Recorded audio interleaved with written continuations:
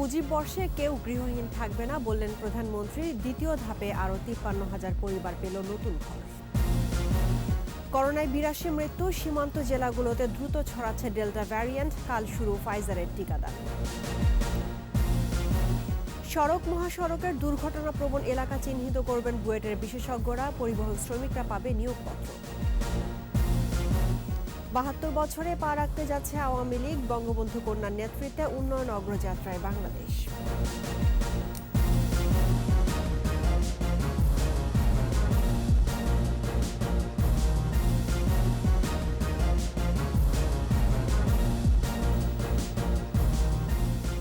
শুনছিলেন first security ইসলামী bank limited সংবাদ শিরোনাম। আমন্ত্রণ রাত 11টার 21 সংবাদে। আপনাদের সঙ্গে আছি রাহনুমা রাহি।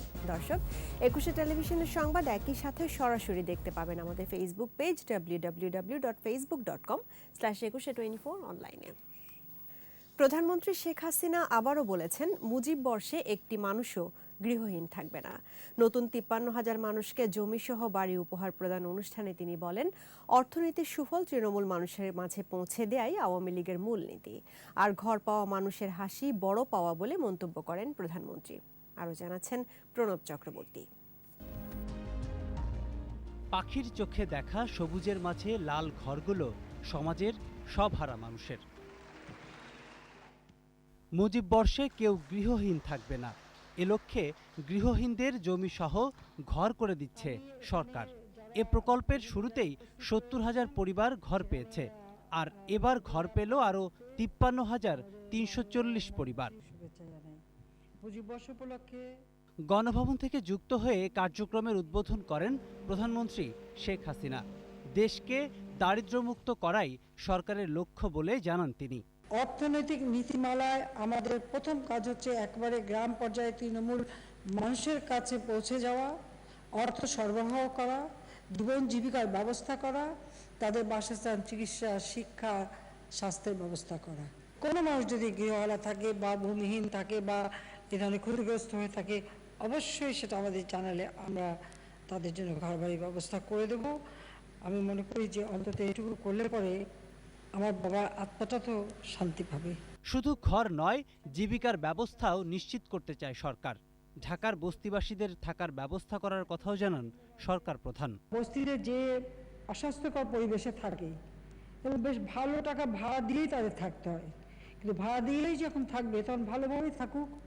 আমরা তাই বস্তিবাসীর জন্য ওই ভাড়ায় থাকার জন্য ফ্ল্যাট নির্মাণ করি। সমাজের একেবারে নিম্নস্তরে পড়ে থাকা মানুষগুলি, তাদেরকে টেনে তোলা, তাদেরকে মানে অন্তর্ভুক্তি করা মূল জনগণের সাথে, সেটাই আমরা করে যাচ্ছি। পরে উপকারভোগীদের হাতে তুলে দেয়া হয় নামজারি করা জমির দলিল ও ঘরের চাবি।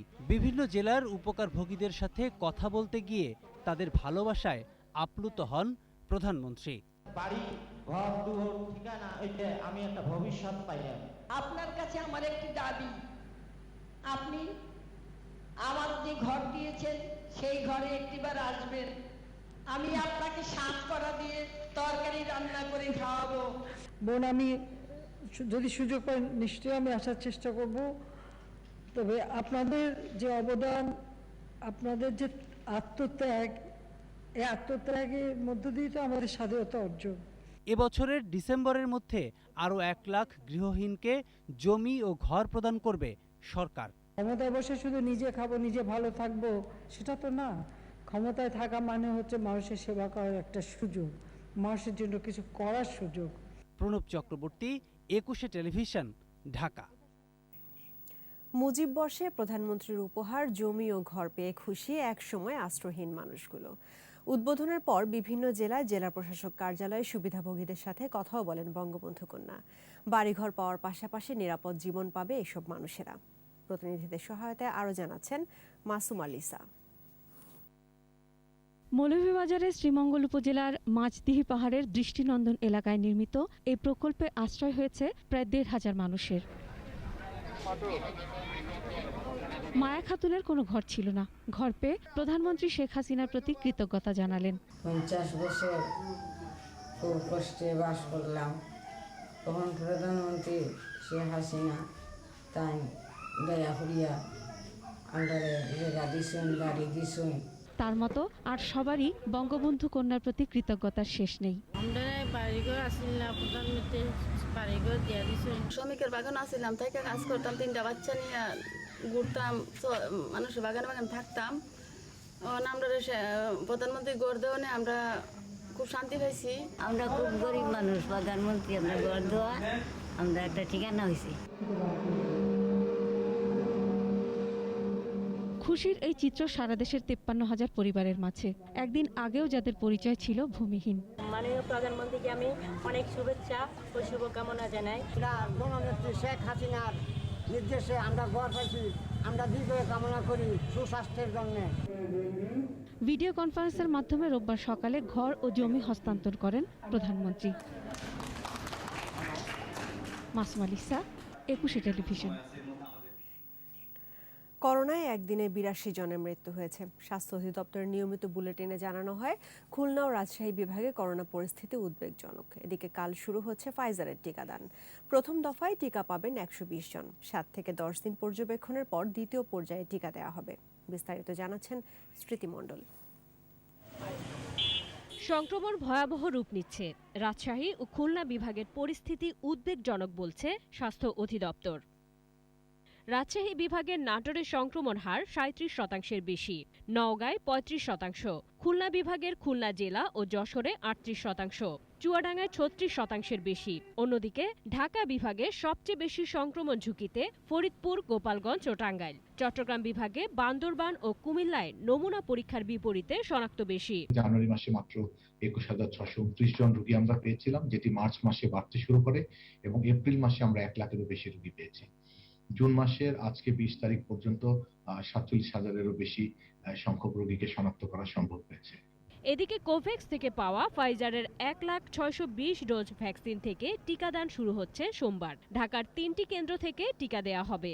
বঙ্গবন্ধু শেখ মুজিব মেডিকেল বিশ্ববিদ্যালয়, শেখ রাসেল জাতীয় গ্যাস্ট্রো লিভার ইনস্টিটিউট ও হাসপাতাল এবং কুর্মিটোলা জেনারেল হাসপাতাল। সকাল 9টা থেকে বেলা 3টা পর্যন্ত এই কার্যক্রমটা চলবে এবং 7 থেকে 10 দিন পরে আমাদের এই ফাইজার বায়োএনটেক ভ্যাকসিনের সেকেন্ড রান বা নিয়মিত কর্মসূচি চালু হবে। অ্যাস্ট্রাজেনেকার দ্বিতীয় ডোজ যারা পাননি তারা শীঘ্রই টিকা পাবেন বলে আশ্বাস দিয়েছে স্বাস্থ্য অধিদপ্তর। এদিকে স্বাস্থ্য অধিদপ্তর বলছে, একদিনে করোনায় মারা গেছে 82 জন। মৃতের সংখ্যা এখন 13,548, শনাক্ত 3,641 ও সুস্থ হয়েছে 2,509 জন। পরীক্ষার বিপরীতে দৈনিক সংক্রমণ হার কমে 16.38% দাঁড়িয়েছে। সুস্থতার হার কমে হয়েছে 91.90%। 24 ঘন্টায় সবচেয়ে বেশি মৃত্যু খুলনা বিভাগে 32 জন, ঢাকা বিভাগে 21 জন, রাজশাহী বিভাগে 12 এবং চট্টগ্রাম বিভাগে 9 জনের মৃত্যু হয়েছে। স্মৃতি মণ্ডল, 21 টেলিভিশন, ঢাকা। কঠোর বিধিনিষেধ ও লকডাউন সত্ত্বেও সীমান্ত জেলাগুলোতে কমছে না করোনা সংক্রমণ। 24 ঘন্টায় করোনা উপসর্গ নিয়ে রাজশাহী মেডিকেলে 10, খুলনায় 8, কুষ্টিয়ায় 7, যশোরে 6 ও ঝিনাইদহে 4 জনের মৃত্যু হয়েছে। এদিকে রাজশাহী, ফরিদপুর, বগুড়া ও খুলনা বিভাগের বিভিন্ন স্থানে চলছে লকডাউন। প্রতিনিধিদের সহায়তায় আরও জানাচ্ছেন সমর ইসলাম। রাজশাহী মেডিকেল কলেজ হাসপাতালের করোনা ইউনিটে একদিনে আরও 10 জনের মৃত্যু হয়েছে। তাদের মধ্যে 7 জন রাজশাহীর, 2 জন চাঁপাইনবাবগঞ্জের এবং 1 জন নওগাঁর। হাসপাতালের পরিচালক জানান, এদের মধ্যে 1 জন করোনা পজিটিভ এবং 9 জন উপসর্গ নিয়ে মারা গেছেন। গ্রামের রোগীর সংখ্যাই বেশি। খুলনা মেডিকেলে 24 ঘন্টায় 6 জনের মৃত্যু হয়েছে। এছাড়া কয়রা উপজেলা স্বাস্থ্য কমপ্লেক্সে 1 এবং খালিশপুর করোনা ডেডিকেটেড হাসপাতালে 1 জনের মৃত্যু হয়েছে। কুষ্টিয়া জেনারেল হাসপাতালে একদিনে আরও 7 জনের মৃত্যু হয়েছে। নতুন শনাক্ত 164 জন। যশোরে করোনায় 4 ও উপসর্গে 2 জনের মৃত্যু হয়েছে। জেলায় শনাক্তের হার 38%। ঝিনাইদহে মারা গেছে আরও 4 জন। এ নিয়ে জেলায় করোনায় 66 জনের মৃত্যু হলো। নতুন করে আক্রান্ত হয়েছে 90 জন। সাতক্ষীরায় সংক্রমণের হার সামান্য কমে 50% নেমেছে। চলছে তৃতীয় দফা লকডাউন। চুয়াডাঙ্গায় এখনও সংক্রমণ হার 53.97%। দামুড়হুদার পর এবার চুয়াডাঙ্গা পৌর এলাকা ও সদর উপজেলার আলোকদিয়া ইউনিয়নে চলছে 7 দিনের লকডাউন। টাঙ্গাইলে 24 ঘন্টায় আরও 2 জনের মৃত্যু হয়েছে। জেলায় মোট মৃত্যু 98, নতুন আক্রান্ত 47 জন। ঠাকুরগাঁওয়ে আরও 3 জনের মৃত্যু হয়েছে। 156 জনের নমুনা পরীক্ষায় পজিটিভ 54 জন। আক্রান্তের হার 35.90%। এদিকে নাটোরে 24 ঘন্টায় রেকর্ড 145 জন আক্রান্ত হয়েছে। এ নিয়ে জেলায় মোট আক্রান্ত 2740 জন।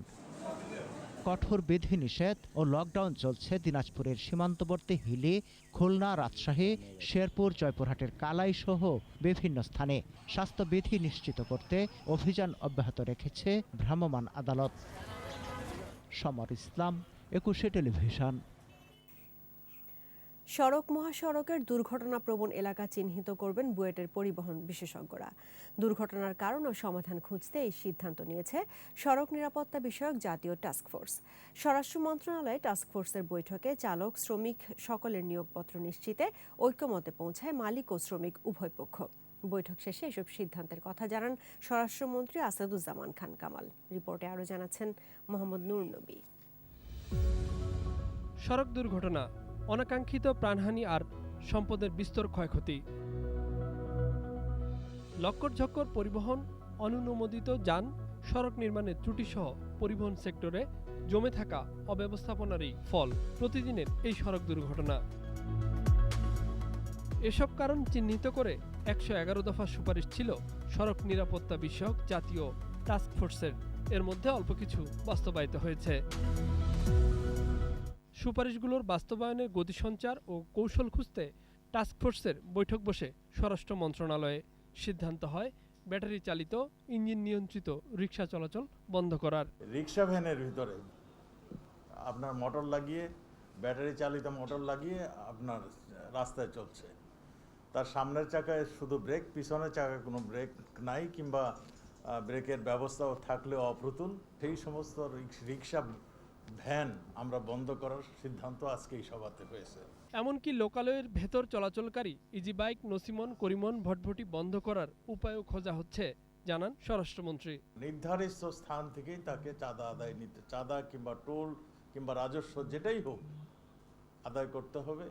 দুর্ঘটনা প্রবণ সড়কে ব্ল্যাক স্পট চিহ্নিতের দায়িত্ব দেওয়া হয়েছে বুয়েটের বিশেষজ্ঞদের। কিভাবে দুর্ঘটনা কমানো যায়, কিভাবে কি ধরনের মানে মোটরযান এই ঢাকা শহরে কিংবা অন্যান্য জায়গায় চলবে, হাইওয়েতে চলবে এবং কত পরিমাণ থাকতে পারে সেগুলির একটা তারা রিপোর্ট আমাদেরকে দিবে। পর্যায়ক্রমে সব হাইওয়ে সিসিটিভির আওতায় আনতে উদ্যোগ চলমান আছে বলেও জানান স্বরাষ্ট্রমন্ত্রী। ক্যামেরা টেন্ডারও হয়ে গিয়েছে। আমরা ঢাকার থেকে চিটাং রাস্তাতে পুরোপুরি আমাদের ক্যামেরা নিয়ন্ত্রণে চলে আসবে। মোহাম্মদ নুরুন নবী, 21 টেলিভিশন, ঢাকা। মধ্যম আয়ের দেশের পথে থাকা বাংলাদেশ বিস্ময়ের বদলে বাংলাদেশ মডেল ব্যবহারের পরামর্শ দিলেন বঙ্গবন্ধুর দৌহিত্র রাদওয়ান মুজিব সিদ্দিক। দেশের প্রথম নীতি কৌশল ভিত্তিক সাময়িকী হোয়াইট বোর্ডের 4র্থ সংখ্যার সম্পাদকীয়তে তিনি লিখেছেন, উন্নয়নের সুফল সবার কাছে পৌঁছাতে হবে। এজন্য উদ্ভাবন, প্রযুক্তির উৎকর্ষতার উপর গুরুত্ব দেন তিনি। আরও জানাচ্ছেন আকবর হোসেন সুমন। জাতিসংঘ নির্ধারিত উন্নয়ন লক্ষ্যের সব শর্ত পূরণ করে বাংলাদেশ এখন উন্নয়নশীল দেশের পথে। টেকসই উন্নয়ন লক্ষ্য পূরণেও অন্য অনেক দেশের তুলনায় এগিয়ে বাংলাদেশ। মাথাপিছু আয় বৃদ্ধি, দারিদ্র্য বিমোচন এবং উন্নয়নের সব সূচকে এগিয়ে চলছে অপ্রতিরোধ্য গতিতে। বাংলাদেশের অগ্রযাত্রা শুধু স্বপ্ন কিংবা পরিকল্পনায় সীমাবদ্ধ নেই। আওয়ামী লীগ সরকারের নেতৃত্বে গত প্রায় 1 যুগ ধরে চলছে উন্নয়নের মহাযজ্ঞ। বিশ্বের কাছে বিস্ময়কর বাংলাদেশ এখন মডেল। জাতির পিতা বঙ্গবন্ধু শেখ মুজিবুর রহমানের দৌহিত্র রাদওয়ান মুজিব সিদ্দিক সম্প্রতি বাংলাদেশকে বিস্ময় থেকে মডেল হিসেবে আখ্যা দিয়েছেন। দেশের প্রথম নীতি কৌশল ভিত্তিক সাময়িকী হোয়াইট বোর্ডের সম্পাদকীয়তে তিনি লিখেছেন, সরকারে ভিশন 2021 এবং ডিজিটাল বাংলাদেশ দুটোই গণমানুষের সার্বিক উন্নয়নের কথা মাথায় রেখে করা হয়েছে। হোয়াইট বোর্ডের প্রধান সম্পাদক লিখেছেন, সমাজের উপর থেকে নিচ পর্যন্ত সব শ্রেণীকে লক্ষ্য হিসেবে বিবেচনা করে ডিজিটাল বাংলাদেশ করা হয়েছে। ত্রৈমাসিক হোয়াইট বোর্ড প্রকাশ করে আওয়ামী লীগের গবেষণা প্রতিষ্ঠান centre for research institute. CRI পক্ষে আপনাদের সবাইকে ধন্যবাদ। আকবর হোসেন সুমন, 21 টেলিভিশন, ঢাকা। 23শে জুন ৭২-এ পা রাখছে দেশের বৃহৎ ও প্রাচীন রাজনৈতিক দল বাংলাদেশ আওয়ামী লীগ। ১৯৪৯ সালে রোজ গার্ডেনে জন্ম। রোজ গার্ডেন থেকে বঙ্গবন্ধু এভিনিউ গোটাটাই বাংলাদেশের ইতিহাস। আওয়ামী লীগের শরীরে মোড়ানো আন্দোলন সংগ্রামের ঐতিহ্য। বঙ্গবন্ধুর আওয়ামী লীগের নেতৃত্বে সবচেয়ে বড় অর্জন স্বাধীনতা। আর স্বাধীনতার সুবর্ণ জয়ন্তীতে বঙ্গবন্ধু কন্যার নেতৃত্বে উন্নয়ন অগ্রযাত্রায় বাংলাদেশ। রোজ গার্ডেন থেকে বঙ্গবন্ধু এভিনিউ এই পথ চলায় সংগ্রাম অর্জনের কথা জানাচ্ছেন রিয়াজ সুমন। ১৯৪৭-এ পাকিস্তান জন্মের পরপরই পাকিস্তানি শাসকদের বৈষম্যে বাঙালির স্বপ্ন ভঙ্গ। ১৯৪৯ সালের ২৩ জুন রোজ গার্ডেনে জন্ম পূর্ব পাকিস্তান আওয়ামী মুসলিম লীগের। সভাপতি মৌলানা আব্দুল হামিদ খান ভাসানী ও সাধারণ সম্পাদক শামসুল হক। কারাগারে থাকা শেখ মুজিবুর রহমানকে যুগ্ম সম্পাদক নির্বাচিত করা হয়। ১৯৫২ সালে শেখ মুজিবুর রহমান ভারপ্রাপ্ত সাধারণ সম্পাদকের দায়িত্ব পান। পরের বছর নির্বাচিত হন সাধারণ সম্পাদক। ৬৬ সাল পর্যন্ত সাধারণ সম্পাদক ছিলেন বঙ্গবন্ধু। জন্মের ৬ বছরের মাথায় অসাম্প্রদায়িক দল হিসেবে প্রতিষ্ঠা পেতে মুসলিম শব্দটি বাদ দেয়া হয়। ৫৭ সালে পররাষ্ট্র নীতি নিয়ে বিরোধে মৌলানা ভাসানী দল ছাড়েন। ৬৬-তে বঙ্গবন্ধু সভাপতি ও তাজউদ্দিন আহমেদ সাধারণ সম্পাদক নির্বাচিত হন। সাধারণ মানুষের অর্থনৈতিক মুক্তি হবে, গণতন্ত্র প্রতিষ্ঠিত হবে, দেখলেন যে সেগুলা কিছুই হচ্ছে না, এবং যখন সেটা দেখলেন তখনই তারা বুঝতে পারলেন যে মুসলিম লীগের কে না করে তার অন্য আরেকটা মানুষ, সাধারণ মানুষের জন্য আরেকটা রাজনৈতিক দল করা দরকার, এবং সেই জন্যই তখন আওয়ামী লীগকে তারা প্রতিষ্ঠা করলেন। ৬৬-তে বাঙালির বাঁচার দাবি ৬ দফা দেন বঙ্গবন্ধু। এক হয় ৭.৫ কোটি বাঙালি। ৬৯-এর গণ অভ্যুত্থানে বাঙালি মুক্ত করে বঙ্গবন্ধুকে। ৭০-এর নির্বাচনে বঙ্গবন্ধুর আওয়ামী লীগ একক সংখ্যাগরিষ্ঠতা অর্জন করে। ক্ষমতা হস্তান্তরে পাকিস্তানিদের তালবাহানা। স্বাধীনতার ঘোষণা দেন বঙ্গবন্ধু। ৯ মাসের মুক্তিযুদ্ধে আসে স্বাধীনতা।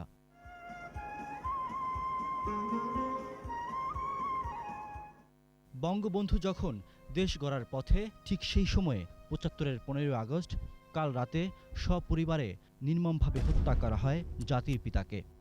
আবারও উল্টো পথে বাংলাদেশ। আওয়ামী লীগের উপর নেমে আসে নির্যাতনের খড়গ। বঙ্গবন্ধুর ২ কন্যা শেখ হাসিনা ও শেখ রেহানা নির্বাসনে। কঠিন সময়ে দলের আহ্বায়কের দায়িত্ব পালন করেন জোহরা তাজউদ্দিন। ৮১ সালে আওয়ামী লীগের সভাপতি নির্বাচিত হন শেখ হাসিনা। ফিরে আসেন দেশে। ভোট ভাতের অধিকার আদায়ে রাজপথে শেখ হাসিনার আওয়ামী লীগ। শত নির্যাতনেও দমেনি দলটি। ৮১ সাল থেকে এই পর্যন্ত দলটির সাধারণ সম্পাদকের দায়িত্ব পালন করেন আব্দুর রাজ্জাক, সৈয়দা সাজেদা চৌধুরী, জিল্লুর রহমান, আব্দুল জলিল, সৈয়দ আশরাফুল ইসলাম। আর টানা দ্বিতীয় মেয়াদে আওয়ামী লীগের সাধারণ সম্পাদক হিসেবে দায়িত্ব পালন করছেন ওবায়দুল কাদের। রোজ গার্ডেন থেকে বঙ্গবন্ধু এভিনিউ পর্যন্ত দীর্ঘ পথ চলায় শুধুই সংগ্রাম আর ঐতিহ্যের গল্প। শেখ হাসিনা অবশ্য দুটোই করতে পেরেছেন। বহুদিন তিনি অপোজিশনে ছিলেন, ক্ষমতার বাইরে ছিলেন, তিনি দলকে ক্ষমতায় নিয়ে আসতে পেরেছেন নির্বাচন করে। আওয়ামী লীগের হাত ধরেই বাংলাদেশ এগিয়ে যাচ্ছে সমৃদ্ধির পথে। উন্নয়নের পথে হাঁটা আওয়ামী লীগের লক্ষ্য উন্নত বাংলাদেশ। রিয়াজ সুমন, ২১ টেলিভিশন, ঢাকা। নিচ্ছি প্রিমিয়ার ব্যাংক লিমিটেড সংবাদ বিরতি। যখন ফিরছি তখন অন্যান্য খবরের সঙ্গে আরও থাকবে। জাতীয় পরিচয়পত্রের বদলে পাসপোর্ট দিয়ে করোনা টিকা দেওয়ার দাবি প্রবাসীদের। ঢাকা উত্তর সিটির নতুন ওয়ার্ডগুলোতে নেই উন্নয়নের ছোঁয়া, সড়কের বেহাল দশা।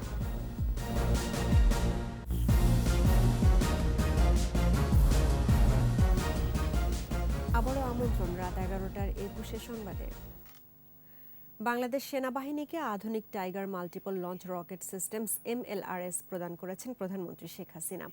দুপুরে সাভার সেনানিবাসে মিলিটারি পুলিশ সেন্টার অ্যান্ড স্কুলে আয়োজিত এই অন্তর্ভুক্তিকরণ অনুষ্ঠানে প্রধানমন্ত্রী শেখ হাসিনা ভিডিও কনফারেন্সে যোগ দেন। অনুষ্ঠানে প্রধানমন্ত্রীর পক্ষে সেনাবাহিনীর অ্যাডহক 51 আর্টিলারি ইউনিটকে সনদ প্রদান করেন জেনারেল আজিজ আহমেদ। তুরস্কের তৈরি tiger multiple launch rocket system সর্বোচ্চ ১২০ কিলোমিটার দূরত্বে আঘাত হানতে সক্ষম। অনুষ্ঠানে প্রধানমন্ত্রী দেশ গঠন ও বিভিন্ন দুর্যোগ মোকাবেলা এবং আন্তর্জাতিক পরিমণ্ডলে সেনাবাহিনীর অবদান স্মরণ করেন। বাংলাদেশ সেনাবাহিনী মাতৃভূমির সার্বভৌমত্ব রক্ষার পাশাপাশি যে কোনো দুর্যোগ মোকাবেলায় সদা প্রস্তুত থাকবে। পরিবর্তিত বিশ্ব নিরাপত্তা ব্যবস্থার সঙ্গে তাল মিলিয়ে শৃঙ্খলা ও পেশাগত দক্ষতা উৎকর্ষ সাধনের দিকে নিবিড়ভাবে মনোনিবেশ করার জন্য আমি সেনাবাহিনীর প্রতিটি সদস্যকে আন্তরিক আহ্বান জানাচ্ছি। বিএনপি মহাসচিব মির্জা ফখরুল দেশের বাস্তব উন্নয়ন দেখতে পান না বলে মন্তব্য করেছেন তথ্য ও সম্প্রচার মন্ত্রী ডক্টর হাসান মাহমুদ। দুপুরে চট্টগ্রামের রাঙ্গুনিয়ার বেতাগী বহলপুর আশ্রয়ন প্রকল্পে ভূমিহীনদের মাঝে জমিসহ ঘর হস্তান্তর অনুষ্ঠানে মন্ত্রী আরও বলেন, বাংলাদেশের সমস্ত বড় অর্জন জননেত্রী শেখ হাসিনা এবং আওয়ামী লীগের নেতৃত্বে হয়েছে। এই সময় দেশের 50 বছরের অর্জন আওয়ামী লীগ নষ্ট করে দিয়েছে। বিএনপি মহাসচিবের এমন বক্তব্যের জবাবে মন্ত্রী বলেন, বয়সের কারণে হয়তো মির্জা ফখরুলের মতিভ্রম ঘটেছে।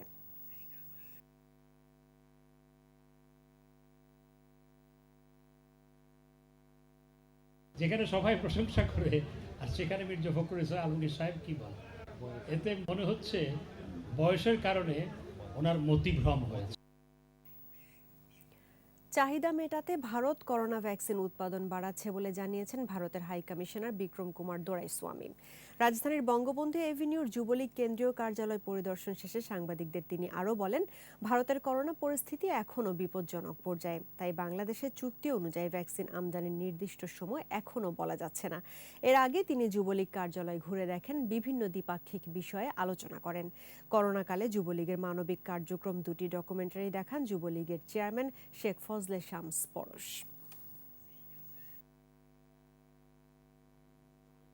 We've also been able to, in the past, give 3.3 million doses of vaccines as gifts, and we hope that this can continue as and when the vaccine production increases. But the situation in India still has to be fully dealt with, so I can't exactly foretell what will happen next.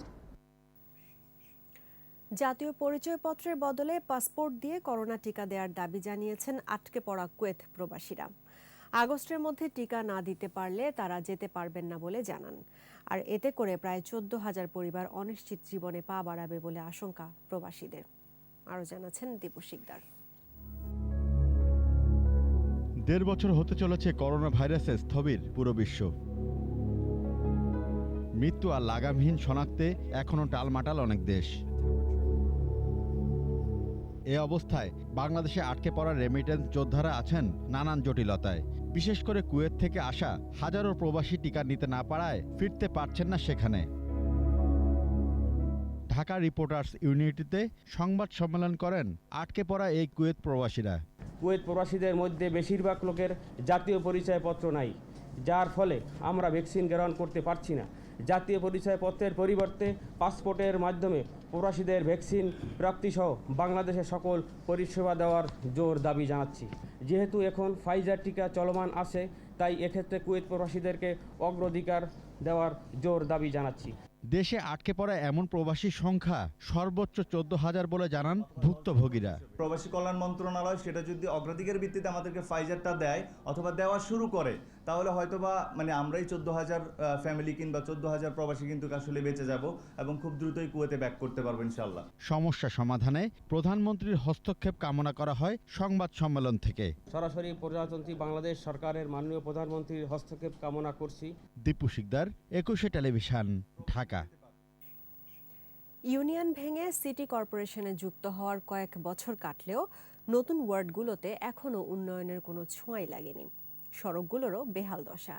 খানাখন্দে ভরা থাকায় প্রায়ই ঘটছে ছোটখাটো দুর্ঘটনা। বর্ষায় বাসাবাড়ি থেকে বের হতে পারেন না অনেকেই। রাজধানীর কামারপাড়া ও দক্ষিণখান এলাকার বেহাল রাস্তার অবস্থা জানাচ্ছেন মাহমুদ হাসান।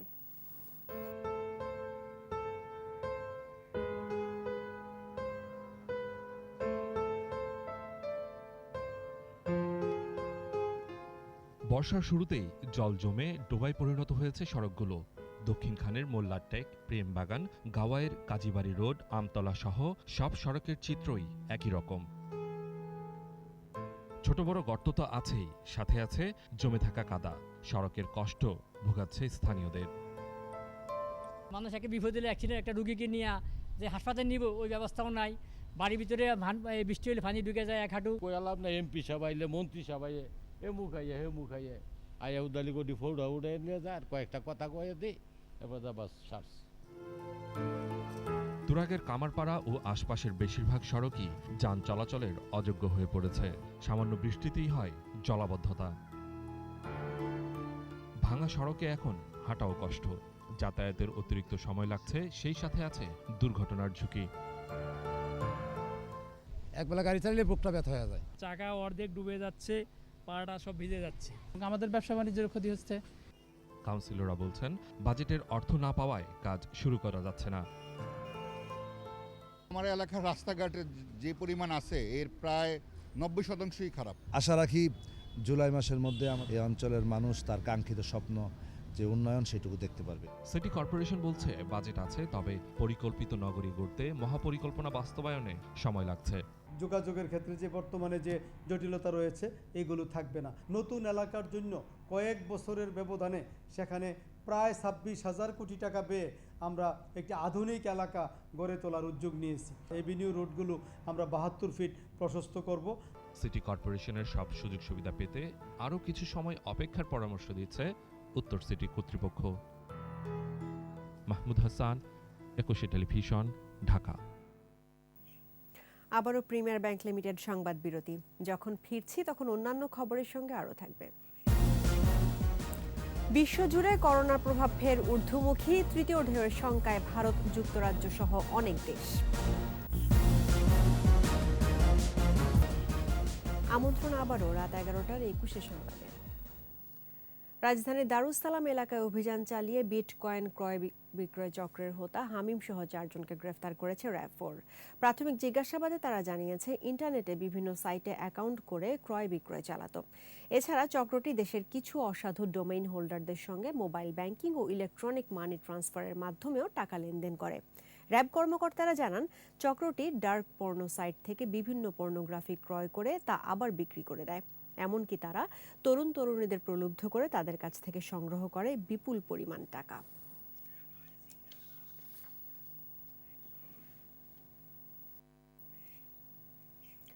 পদ্মা সেতু রেলপথের সব স্ল্যাব বসানো শেষ হয়েছে। 6.15 কিলোমিটার দীর্ঘ মূল সেতুকে 2,959টি কংক্রিট স্ল্যাবের মাধ্যমে জোড়া দেওয়া হয়। 12 ও 13 নম্বর পিয়ারের স্প্যানের শেষ রেলওয়ে স্ল্যাব বসানোর কাজ শেষ হলো।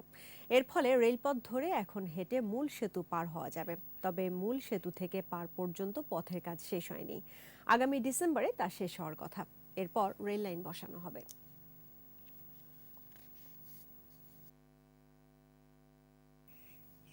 এ পর্যায়ে জানাবো ব্যবসা বাণিজ্যের খবর।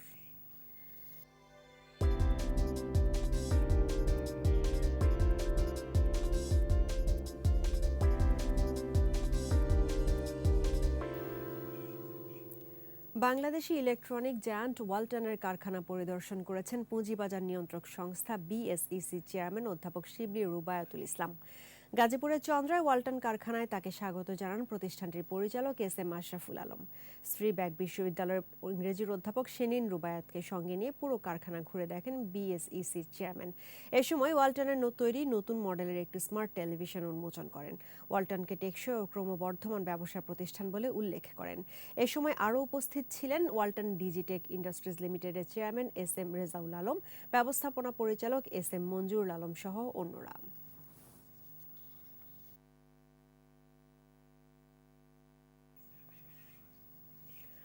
সাতক্ষীরার শ্যামনগরে আনুষ্ঠানিকভাবে যাত্রা করেছে আল আরাফা ইসলামী ব্যাংকের 187তম শাখা। ভার্চুয়াল প্ল্যাটফর্মে এর উদ্বোধন করেন ব্যাংকের পরিচালক মোহাম্মদ আনোয়ার হোসেন।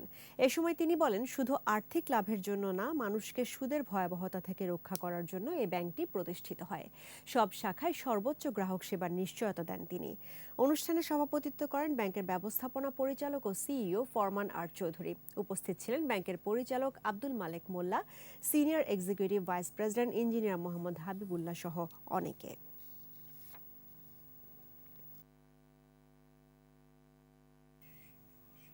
আর এরই সঙ্গে শেষ করছি রাত 11টার 21 সংবাদ। তবে যাবার আগে ফার্স্ট সিকিউরিটি ইসলামী ব্যাংক লিমিটেড সংবাদ শিরোনামগুলো জানাবো আরও একবার। মুজিব বর্ষে কেউ গৃহহীন থাকবে না বললেন প্রধানমন্ত্রী। দ্বিতীয় ধাপে আরও 53,000 পরিবার পেল নতুন ঘর। করোনায় 82 মৃত্যু, সীমান্ত জেলাগুলোতে দ্রুত ছড়াচ্ছে ডেল্টা ভ্যারিয়েন্ট, কাল শুরু ফাইজারের টিকাদান। সড়ক মহাসড়কের দুর্ঘটনাপ্রবণ এলাকা চিহ্নিত করবেন বুয়েটের বিশেষজ্ঞরা, পরিবহন শ্রমিকরা পাবে নিয়োগপত্র। 72 বছরে পা রাখতে যাচ্ছে আওয়ামী লীগ, বঙ্গবন্ধু কন্যার নেতৃত্বে উন্নয়ন অগ্রযাত্রায় বাংলাদেশ।